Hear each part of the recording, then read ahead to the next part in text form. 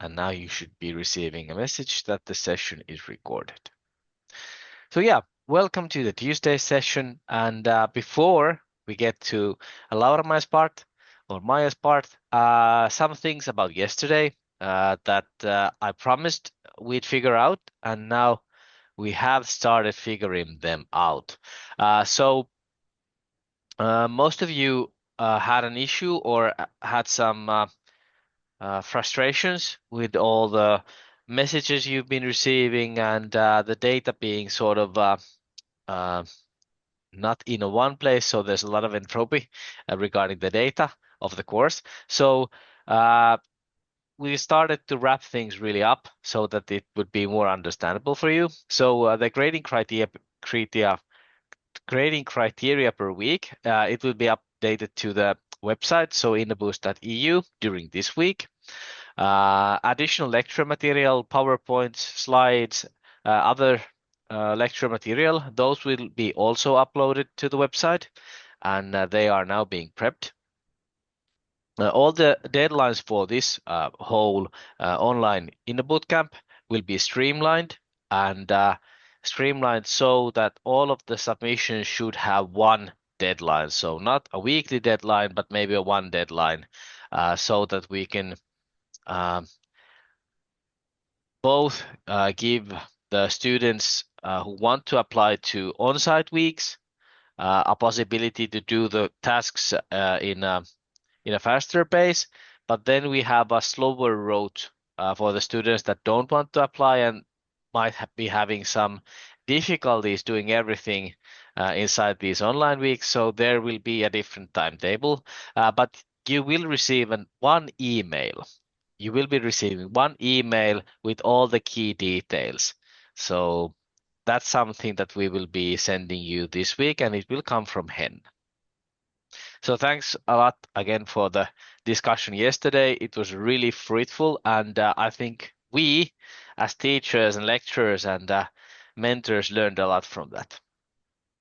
So yeah, uh, just a quick recap from yesterday, and now I think we are able to let Maija host this day's session on how to innovate. Maija, the stage is yours. Okay, let me just try to share my slides first. Yeah. Okay, good morning, everybody. My name is Laura-Maija. Please call me Maija, as all my friends and family do. Today, we are going to talk about innovations and how to innovate. And I come from Hamke, which is an applied science university in Finland. And I'm specialized in innovation education. And I work as a principal research scientist here in the Educational Research Center. But I always work with students and companies um, and other teachers to develop new innovations that really add value in this world. So here you can see my topic, which is learning to develop innovations.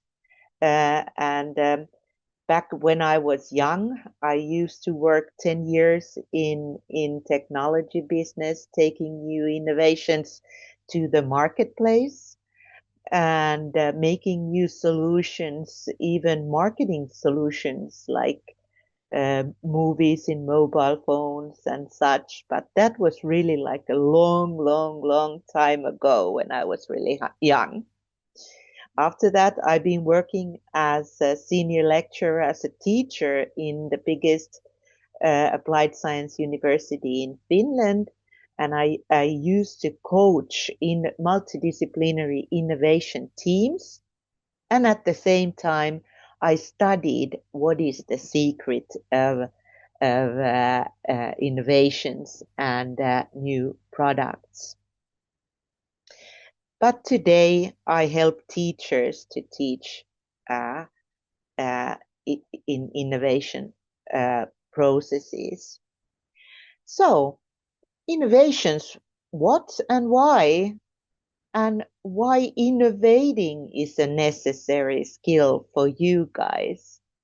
And then we are looking at how should innovations come to life. What are what is the background, especially at school, in your university, in our own lives. And then we will have a small workshop, and you get to think about your own innovation competence and think about if you could form a dream team for innovations. Look at this picture. It's a quantum computer, a very novel innovation, really a product that is very hard to grasp. It is the next generation of computers, a very powerful one. Uh, we don't really have to understand what quantum computers are, but what we need to understand that normally, like in the daily discussions, we normally think that these types of products are innovations. But in innovation science and in literature, not only these very complex technical novelties are understood as innovations. Today, a lot more than this is needed. We need social innovations. We need new types of operating models that save money, not only make money.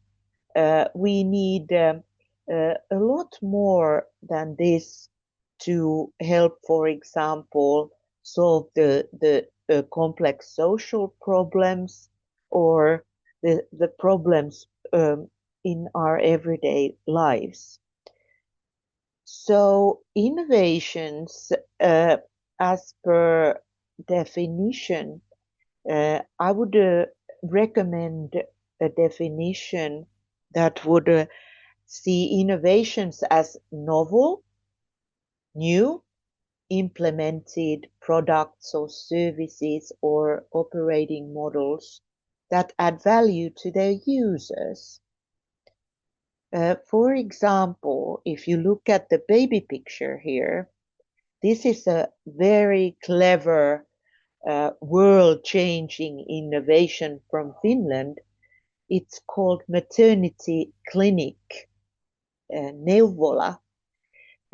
Maternity clinic in Finland was invented very long time ago because there were a lot of sudden death of babies, and the mothers uh, uh, needed care, taking care of, and the families needed to gather around the new baby, and so there is a maternity clinic system in Finland that every single mother and the baby's family need to attend to, just to measure that the baby grows as he or she is supposed to, and that the mother gets help and so on. This maternity clinic did not only make new business to the world and new money, but it really helped saving lives and really help in people's everyday life. Today, new services like digital services, they are in our mobile phones.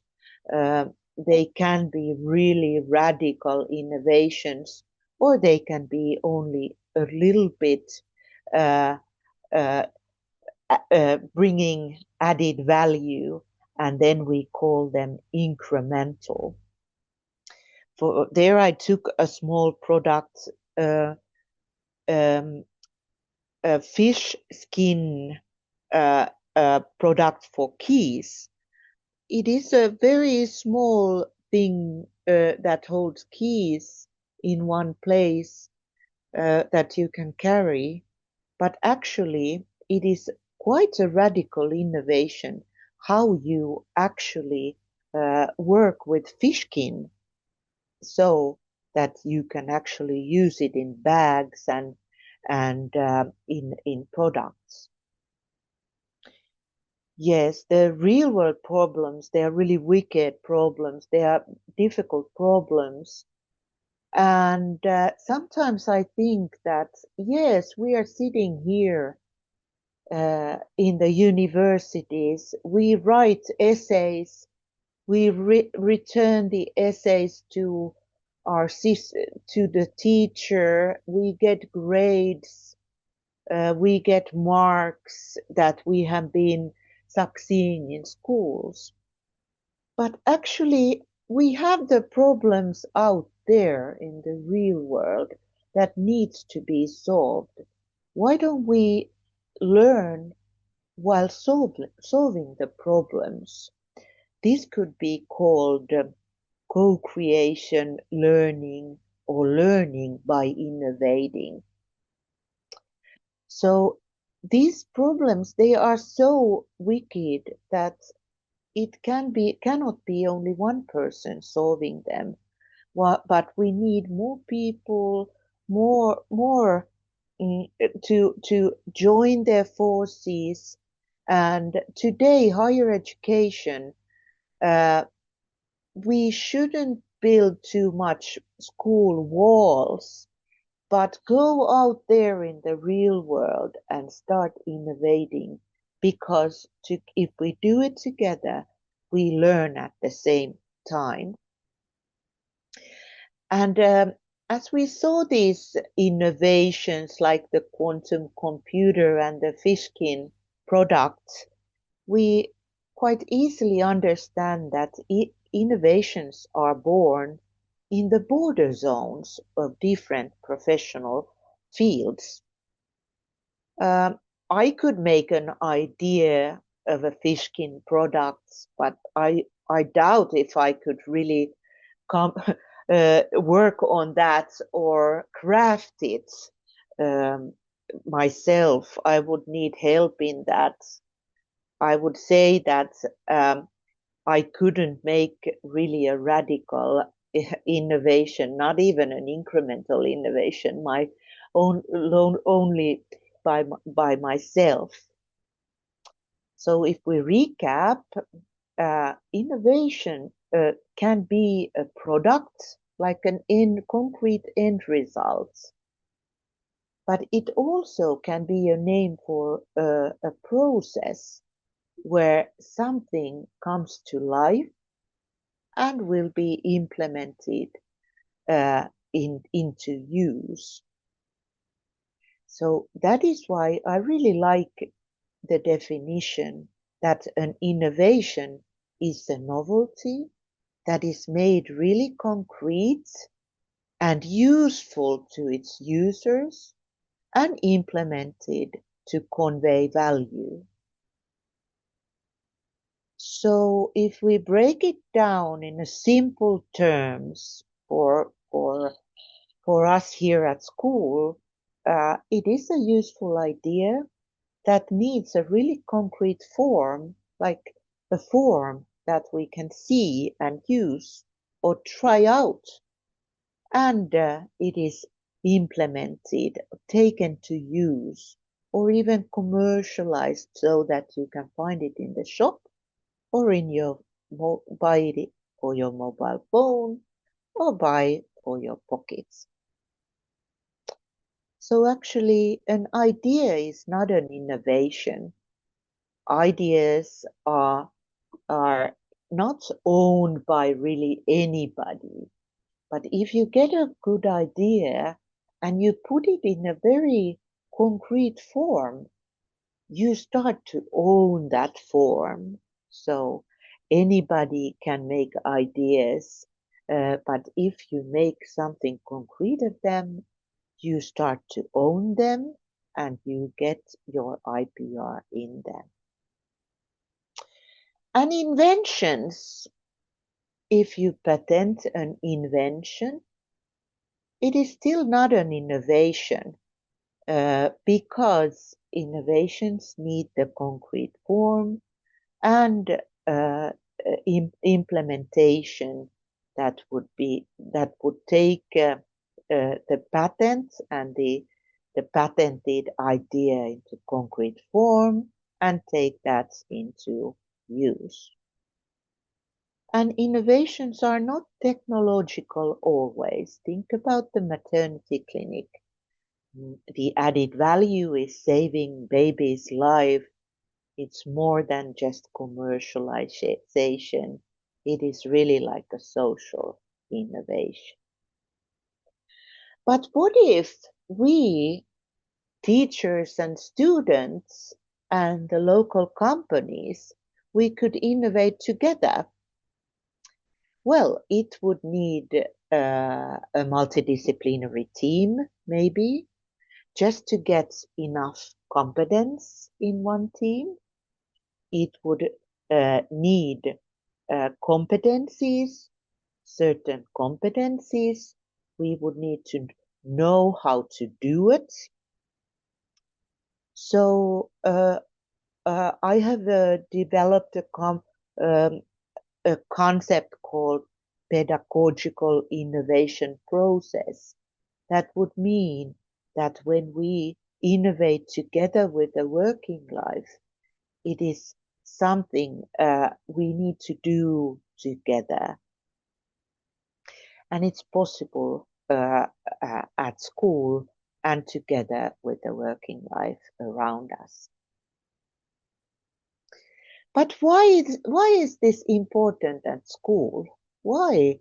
Why are we? Isn't it somebody else who makes the new innovations? Is it like those clever people somewhere in the business life, somewhere in the companies? Well, I would say that at school, here in the universities, um, I think the problem is that based on our research here in Finland, we realized that during Corona time, for example, there were really deficiencies in general skills, like those skills that we need at work. For example, creative problem solving, there was really like a lack of that skill already during Corona time. Before that, a little bit better situation. But today, we are here at Teams. You don't talk anything. I talk here alone. Um, you don't really get to solve the problems of the real world. And you just sit in front of your computer and listen. Look at us. How could we learn problem solving while sitting here comfortably, sipping our coffee, reading our emails at the same times in the worst case, and so on? And the interaction among people and the negotiation skills, they got worse and worse all the time. And then the jobs, they are disappearing. So the generic skills become more and more important. They really become important because um, we need to maybe change the profession during our professional life many times. And if you now study to become a doctor, and suddenly there's too many doctors in the world, you should be able to change to another profession more easily. Or if the AI is, if you are at work replaced by AI, you should be able to change your profession quite easily. So that is where you need generic skills.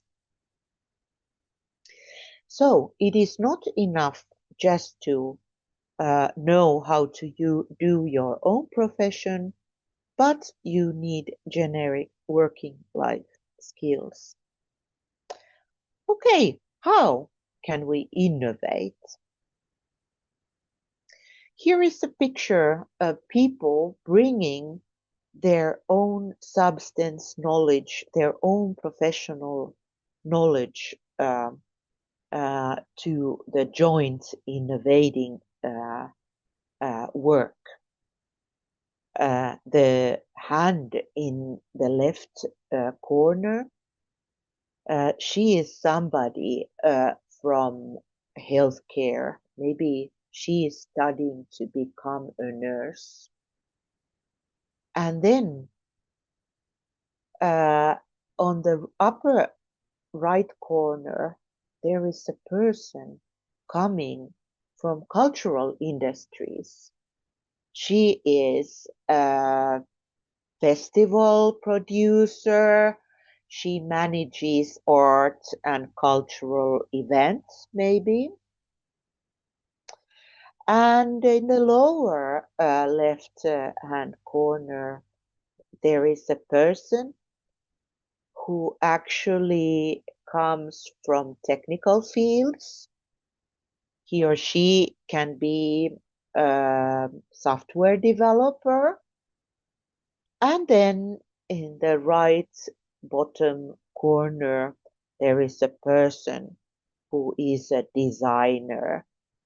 He studies design, like industrial design for chairs and applications and so on. So these people together form a multidisciplinary team, and their transdisciplinary collaboration brings to life more ideas, more varied ideas. Maybe they look at the problem from different angles. They have very different background. They know people from very different professions and situations, and they have together they have more networks. They may have more crafting skills. They may have more um, uh, ideation power. They may be able to do things together more easily. Okay, that team is quite powerful, yes, but the teamwork is quite tough. It's quite difficult to start a new team because you don't really know what these people are capable of. You don't know their profession and background. And slowly, when this team starts to work together, they have to get to know each other, and somehow they are bringing their whole professional field to the discussions, and they form really like the border zone of different professions. And what happens in that team? They start to talk uh, we language. First, they talk like, I can do this, and I propose that we would do this and that.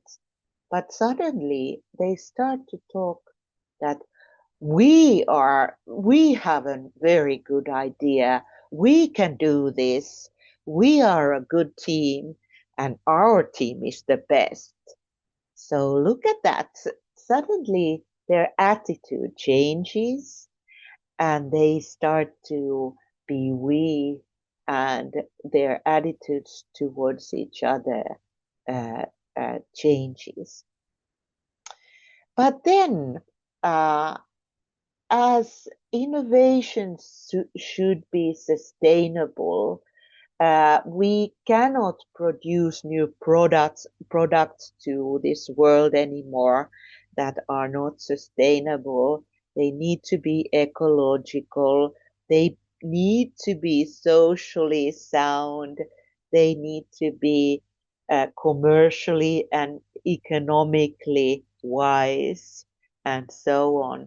So actually, this team, they are really talking about we, but they are also talking about the world. Their attitude towards the world becomes more and more non-ego centric.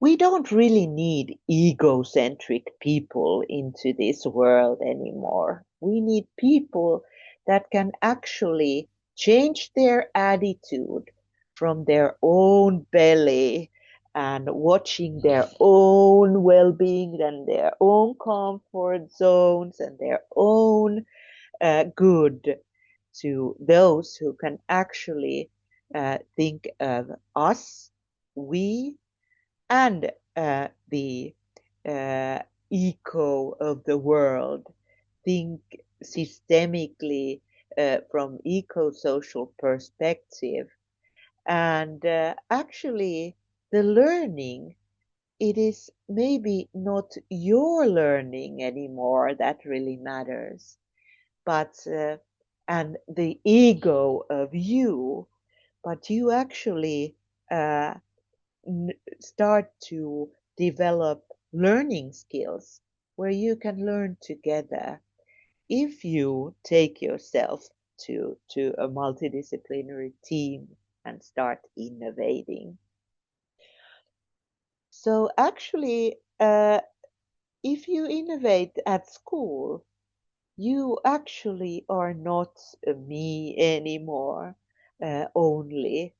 You get to be we, you get to change your attitude flexibly to the eco thinking of the world. It really comes naturally. You don't have to read a book to know that. You will really realize that when you start working together. So actually, we call this transformative pedagogy, and that means that we don't even notice when the attitude changes.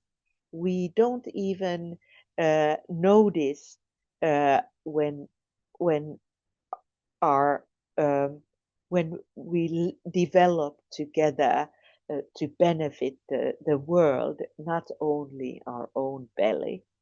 Okay, so we always think about my grades, my success, and so on. But if you guys would help each other to succeed, I would say that co-creation in teams, the what should be assessed is that how could you help other people succeed? How could you uh, help other people to their best success? And how could you do it together? Because in a multidisciplinary team, you don't actually know your own skills and competencies, but the other people in the team, they actually act as mirrors to your own learning. Innovation processes, they are always learning processes. Also in companies, uh, somehow the idea is formed to solve a problem, uh, the problem can be like an open challenge from working life, or a real problem where the ideas start to flow. And then you have to learn about the ideas. What is the best way to make it concrete? What is the best way to test the idea? What is the best way to take it into use? We could even try how to use the product if it's a concrete prototype or something like that. And we can even think that we should plan the commercialization or the usefulness of the product somehow. So innovation processes, they do not only develop products and services and operating models, they develop innovation competencies of the people. In Finland, uh, many applied science universities, they use innovating as a learning platform and the multidisciplinary team as a learning environment. So here are some examples. Here in HAMK, we use design thinking, that is collaboratively developing new solutions. Design thinking, that you will maybe hear about a little later. Is it tomorrow or some other day? And but it means that you make a concrete form out of an idea, and you test it, you prototype it, you develop it further, you make a better idea, you test it, and you plan how to take it to the marketplace, and you involve users of the products to test it and to make it better all the time. I can show you some examples. For example, this is one of my teams I used to coach. They were randomly selected. Here is Pia, who is a cultural management student from the second year. Here is Laura, who is a healthcare student.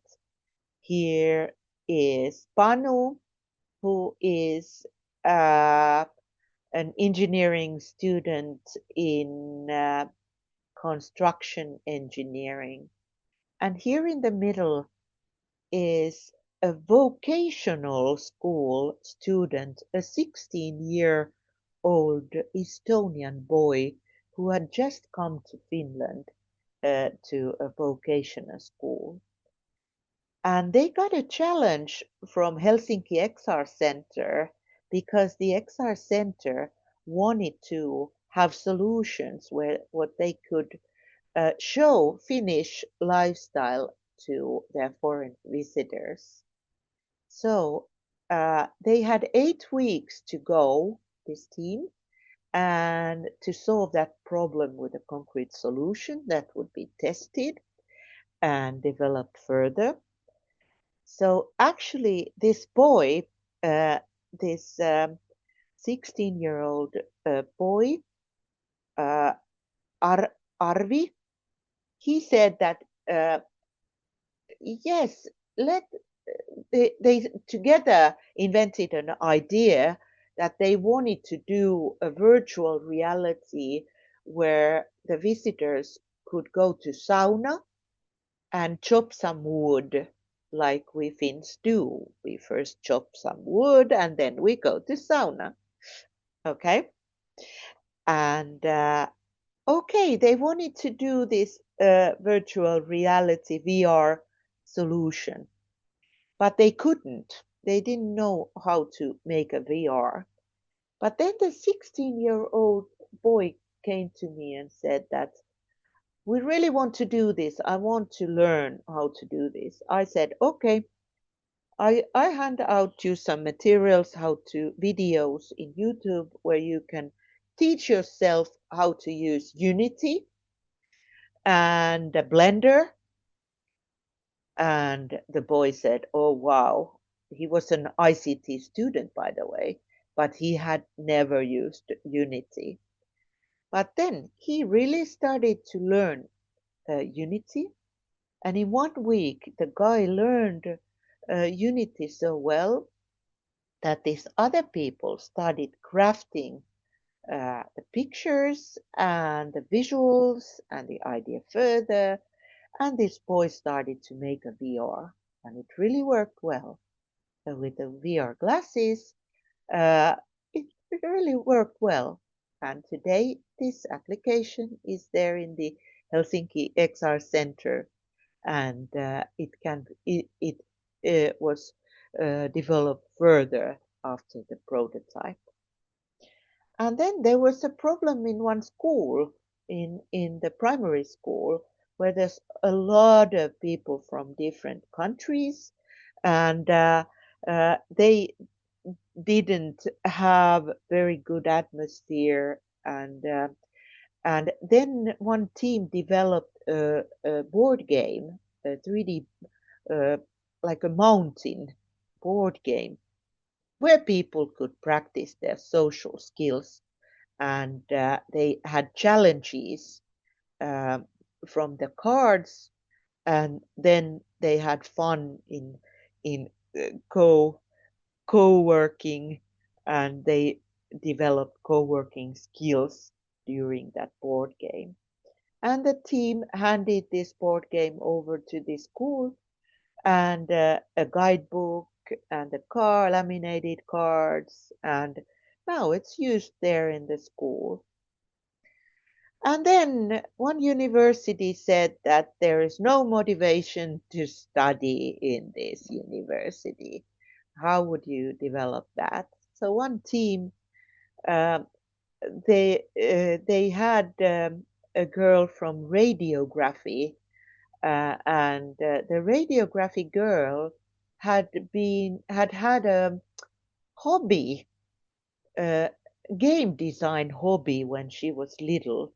So they just started to develop this game, an AR game where this dragon becomes bigger when the credits are added to the application, and then you get to have some accessories, jewelry, hats, sunglasses to uh, uh, that dragon when you get more credits at school. But the most important thing is how to innovate.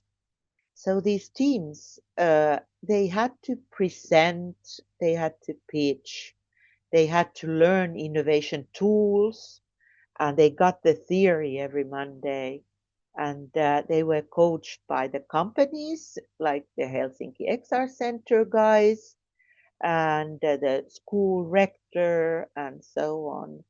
And they developed, and in the later phase, after 8 weeks, we had this 500 people fair where we invited press and everything, and the local companies to the fair.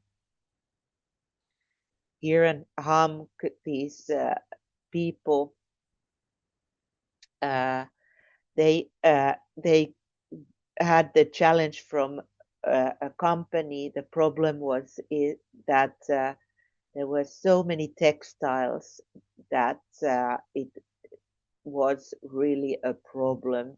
So they invented a textile circulation system. And the students say that uh, they got to learn creative making, the development of the language skills because it was international. Uh, they got to know new students, and they got to learn the methods of designing. Okay, let's think about yourself, your innovation competence. I have been studying innovation competencies for a very long time, and I've been taking a look at systematically reviewing innovation competence literature. Uh, what skills were needed when making new innovations? Look at this picture. For new innovations, we need future orientation, like future thinking skills. We need creative thinking skills like ideation and creativity skills, but also cognitive skills like analyzing skills. And then we need social skills like good networking skills and the collaboration skills with other people. And we need communication skills. We need to know how to present ideas. We need to know how to communicate ideas. We need to know um, how to do a development project. We need to know how to manage a development project. We need to have leadership skills. We need to know how to manage the processes. And we need to have technical skills so that we can actually build prototypes and so on. We need to have content knowledge, not only from our own discipline, but also from other disciplines a little bit.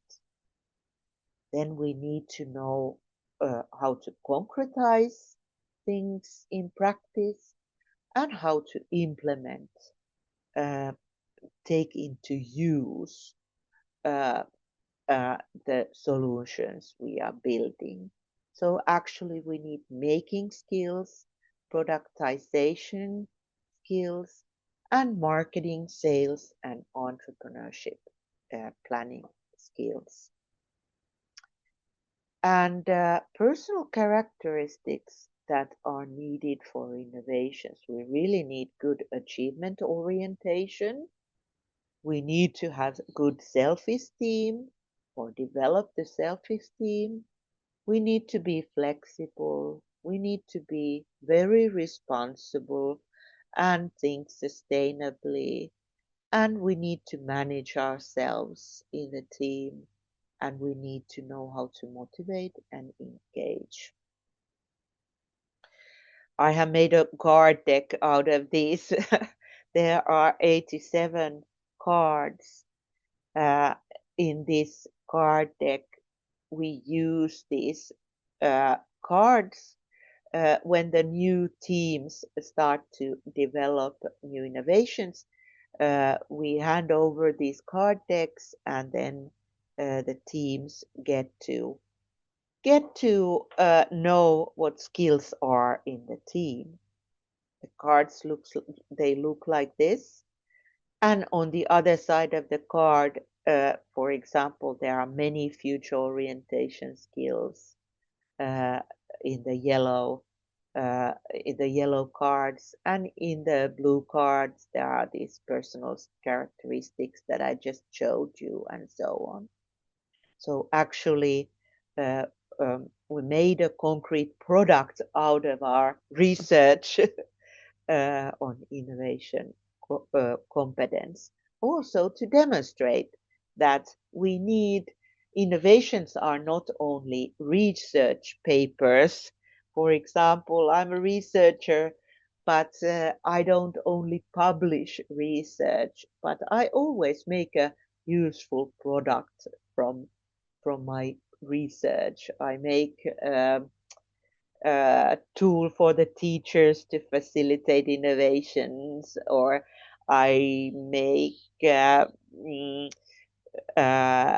board games out of research results and so on.